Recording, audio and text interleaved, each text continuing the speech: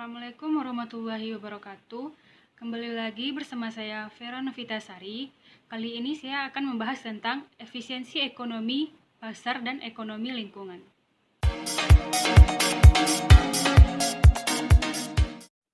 Permintaan, penawaran, dan keseimbangan pasar. Berbagai perilaku konsumen muncul yang disebabkan oleh pendapatan sumber daya yang terbatas. Sedangkan keinginan mencapai kepuasan maksimal dengan mengkonsumsi barang atau jasa sebanyak-banyaknya dapat menggambarkan fungsi permintaan.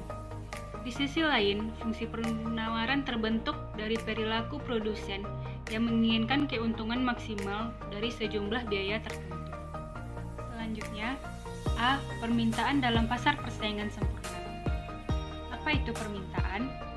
Permintaan atau demand adalah suatu kurva yang menggambarkan hubungan antara harga dengan jumlah yang diminta. Hukumnya, jika harga naik, maka permintaan turun. Dan jika permintaan turun, maka harga naik. Hubungan yang demikian ini disebut dengan hubungan yang negatif dengan asumsi ceteris paribus. Ceteris paribus sendiri merupakan faktor-faktor lain yang tidak berubah dan yang dianggap tetap. Ceteris paribus merupakan faktor penentu permintaan, seperti harga komoditas, pendapatan, harga komoditas lain, selera, distribusi pendapatan, dan jumlah penduduk. Sehingga dapat dilihat sendiri tiga aspek yang harus diperhatikan dalam permintaan, yaitu 1. Jumlah yang diminta adalah jumlah yang diinginkan pada suatu tingkat harga. 2. Maksud yang diinginkan itu adalah batas kemampuan daya beli rumah tangga. 3. Merupakan konsep flow, yaitu berhubungan dengan jangka waktu tertentu. Selanjutnya, B. Penawaran dalam pasar persaingan sempurna. Apa itu penawaran? Penawaran adalah suatu kurva yang menggambarkan hubungan antara berbagai kuantitas yang ditawarkan pada berbagai tingkat harga. Produsen bersedia menjual barangnya lebih banyak pada harga yang lebih tinggi.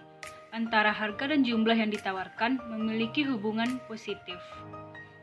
Dapat dilihat sendiri, kurva penawaran mempunyai slope kemiringan positif, di mana faktor-faktor yang mempengaruhi penawaran yaitu harga komoditas lain, biaya faktor produksi, sasaran perusahaan, dan tingkat teknologi. Pergeseran kurva dapat terjadi karena adanya faktor-faktor dari ceteris paribus. Pergeseran kurva ada dua, yaitu pergeseran kurva permintaan dan pergeseran kurva penawaran. Teman-teman dapat melihatnya sendiri pada slide tersebut. Pergeseran ini menyebabkan permintaan atau penawaran dengan kurva yang baru. Jika pendapatan dan permintaan naik, maka akan menyebabkan kurva permintaan bergeser ke arah yang lebih tinggi. Begitupun dengan kurva penawaran. Selanjutnya, C. Keseimbangan pasar. Keseimbangan pasar dapat terjadi apabila penawaran dan permintaan terjadi pada tingkat harga tertentu. Hukum penawaran dan permintaan dari keseimbangan menyatakan bahwa kenaikan permintaan akan menyebabkan kenaikan, baik pada harga ekuilibrium maupun jumlah ekuilibrium. 2. Penurunan permintaan akan menyebabkan penurunan pada harga ekuilibrium maupun jumlah ekuilibrium. Kenaikan penawaran akan menyebabkan penurunan harga ekuilibrium dan menyebabkan kenaikan jumlah ekuilibrium. 4. Penurunan penawaran akan menyebabkan kenaikan harga ekuilibrium dan menyebabkan penurunan jumlah ke ekuilibrium. Efisiensi sosial dan mekanisme pasar.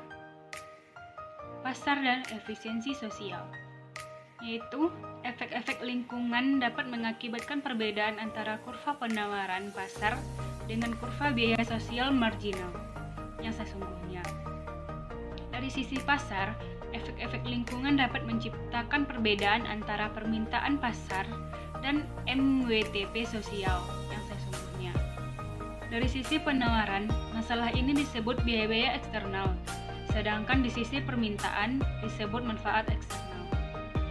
Mekanisme pasar. Pasar memproduksi barang secara efisien dengan menyeimbangkan demand dan supply melalui mekanisme harga. Pasar mendistribusi barang sesuai dengan kemampuan dan keinginan konsumen untuk membayar produk-produk demand atau supply. A. Munculnya biaya eksternalitas.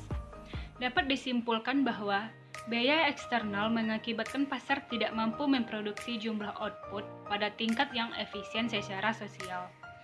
Perlu kebijakan publik untuk mendorong efisiensi ekonomi dengan cara penetapan hukum kepemilikan, intervensi publik, dan lain-lain. B. Manfaat eksternal. Manfaat eksternal adalah manfaat yang diperoleh seseorang yang berada di luar atau eksternal terhadap keputusan penggunaan sumber daya atau barang yang mengakibatkan eksternalitas.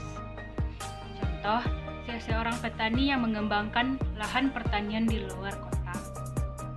Petani tersebut menjual produk pertaniannya ke kota dan menghasilkan internal benefit untuk petani tersebut. Tetapi, keberadaan lahan pertaniannya membawa manfaat eksternal untuk pihak lain. Menyediakan habitat yang nyaman bagi burung atau binatang lainnya, memberikan pemandangan yang indah bagi orang yang melewatinya. Manfaat ini bersifat internal untuk pihak-pihak tersebut, tetapi eksternal dari sudut pandang petani. Hanya itu yang dapat saya sampaikan. Bila ada kekurangan, mohon maaf. Assalamualaikum warahmatullahi wabarakatuh.